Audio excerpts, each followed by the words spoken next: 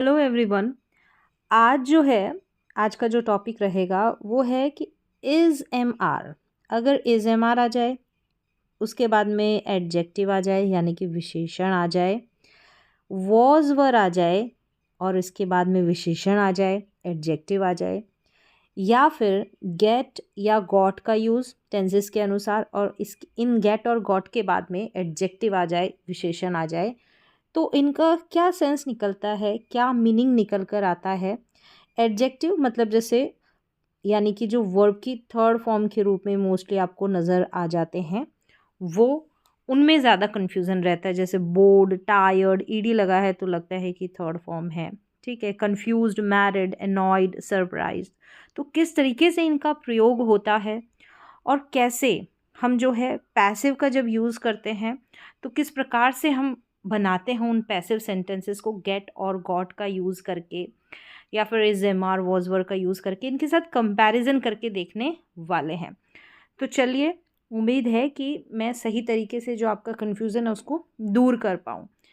देखिए, यहाँ पर ये टेबल है, एक तरफ मैंने is am are was were को लिया है और साथ में क्या लगेगा, एडजेक्टिव लगेगा। क्या मीनिंग देगा वो यहाँ पर मैं क्लियर करूँगी। गेट हो गया या गेट्स हो गया या गॉट हो गया, ये गॉट हो गया और साथ में एडजेक्टिव लगा हुआ रहेगा।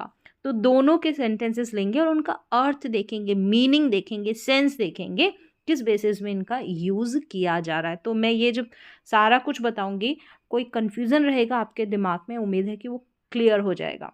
तो देखें, पहले से ही ऐसा हूँ या ऐसी हूँ, उस अवस्था में हूँ। तो करंट स्टेट को बताता है इज एम आर वॉज और उसके बगल में एडजेक्टिव का आना। और यहाँ पर हो जाता हूँ, अगर गॉट के साथ या गेट के साथ एडजेक्टिव लगा होना, हो जाता हूँ या हो गया। ठीक है, हो जाता हूँ या हो गया।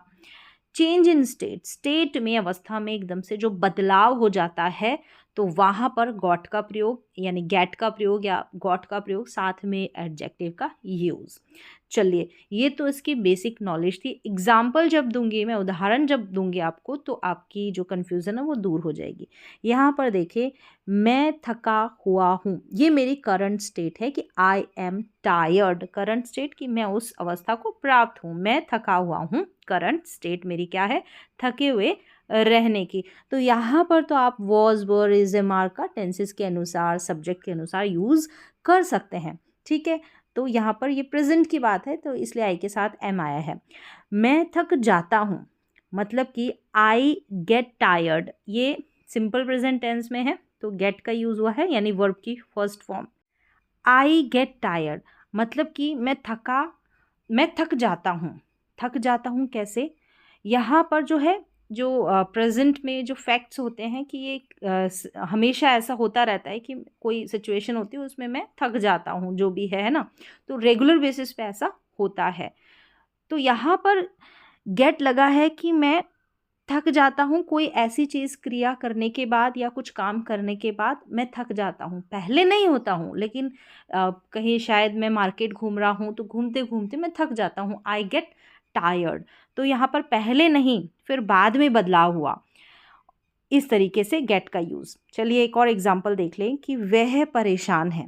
परेशान है यहाँ पर तो ही इज़ नर्वस, मतलब कि जो परेशान होने वाली स्टेट है, करंट स्टेट है उसकी, करंट स्टेट उस अवस्था को प्राप्त है।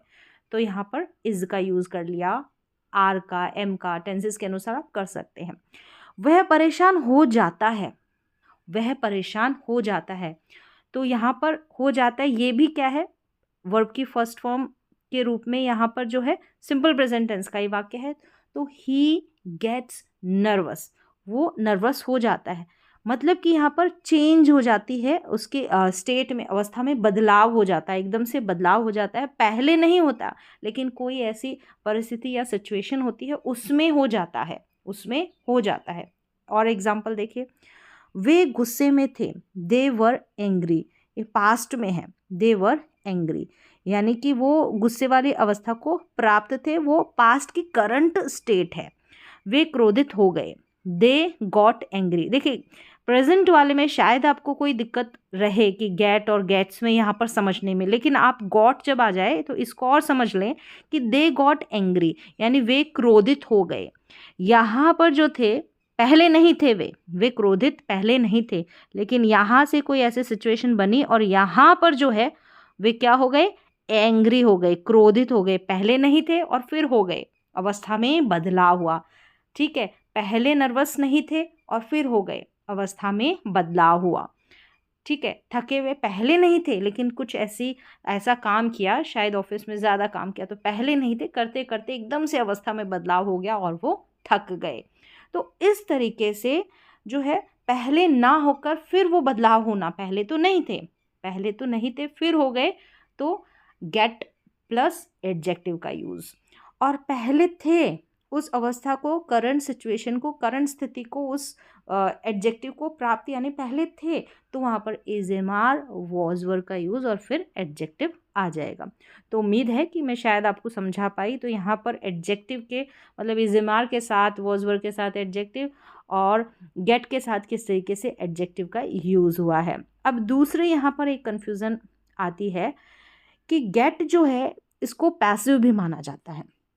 गेट जो होता है इसको पैसिव भी माना जाता है। मोस्टली जो है गॉट के साथ आपको नज़र आ जाता है, कई बार जब भी आप कुछ रीडिंग करें या वहाँ पर आपको गॉट के साथ दिख जाता है। तो वो क्या है, देखिए बी वर्ब्स होती है ना, बी वर्ब्स के साथ में वर्ब की थर्ड फॉर्म लगाकर हम पैसिव बनाते हैं। बी वर्ब्स क्या क्या, इज, एम, आर, वॉज, वर, ये सभी बी वर्ब्स है। इनके बगल में क्या होता है, वर्ब की थर्ड फॉर्म लग जाती है तो पैसिव बन जाता है ना, प्रेजेंट इंडेफिनिट का पैसिव और पास्ट इंडेफिनिट का पैसिव। सिमिलर, इक्वल मतलब बराबर है। गेट और गेट के बगल में वर्ब की थर्ड फॉर्म, उसको सेम गेट की जैसे गेट का भी यूज़ कर सकते हैं हम। जैसे is am are was were के बगल में वर्ब की थर्ड फॉर्म लगाकर एडजेक्टिव बनाते हैं, तो हम गेट के साथ वर्ब की थर्ड फॉर्म लगा देते हैं। गॉट के साथ भी आपको जो है एडजेक्टिव के रूप में दिखेगा, मतलब वर्ब की थर्ड फॉर्म एडजेक्टिव के रूप में दिखेगा और उसको क्या है, पैसिव माना जाता है, पैसिव के रूप में उसको माना जाता है। मतलब ये दोनों बराबर ही है। इज एम आर का यूज़ करो, वॉज वर का यूज़ करो, थर्ड फॉर्म पैसिव बनाते हैं। सेम वैसे हम गेट का भी वर्ब की थर्ड फॉर्म के साथ पैसिव का यूज़ कर सकते हैं। ये बिल्कुल बी वर्ब के सेम बिहेवियर देती है, बिल्कुल उसी के जैसे इसका यूज़ किया जाता है। कैसे, कहाँ नहीं किया जाता, वहाँ पर मैं बता देती हूँ। जैसे कि ये जो है बी वर्ब्स जो है इनफॉर्मल स्पीकिंग, इनफॉर्मल है, ठीक है, और इंग्लिश बोलते वक्त इसका यूज़ किया जाता है गेट का पैसिव सेंटेंसेस बनाते वक्त। इनफॉर्मल है और इंग्लिश में जब बातचीत की जाती है तो वहाँ पर गेट का यूज़ किया जाता है मोस्टली। और फॉर्मल, ये जो प्रेजेंट और पास्ट का इंडेफिनिट टेंस है वो जो पैसिव बनाते हैं वो फॉर्मल वे है। ठीक है, अब यहाँ पर देख लेते हैं हम एग्जाम्पल्स। जैसे कि वह पकड़ा गया और वह पकड़ा गया सेम है, हम ही वॉज कॉट का यूज़ कर सकते हैं, ही गॉट कॉट का यूज़ कर सकते हैं। तो यहाँ पर यानी जो एक्शन ही है ना, ये रिसीवर है तो पैसिव है, तो यहाँ पर ही गॉट कोट, तो यहाँ पर देखिए ही गॉट कोट, ये जो है पैसिव भी नज़र आ रहा है और ऐसे भी है कि ये जो ही था ना वो पहले नहीं पकड़ा गया, पहले नहीं था पकड़ा हुआ, फिर एकदम से पकड़ा गया।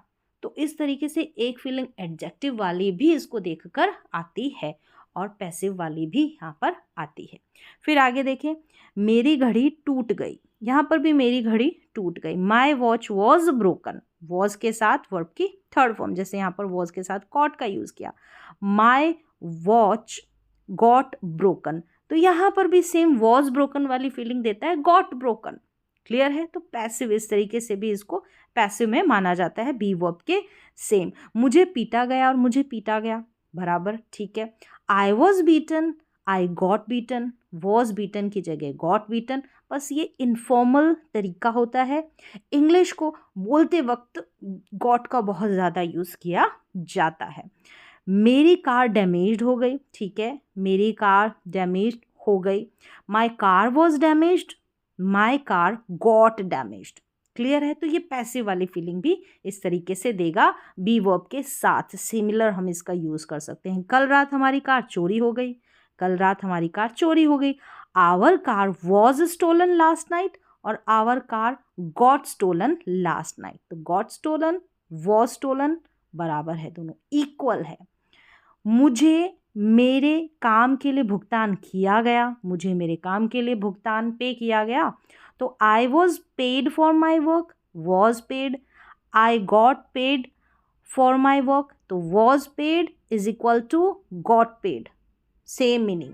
तो यहाँ पर मैंने बता दिया कि गेट का यूज़ इनफॉर्मल तरीके से इंग्लिश स्पीकिंग में किया जाता है।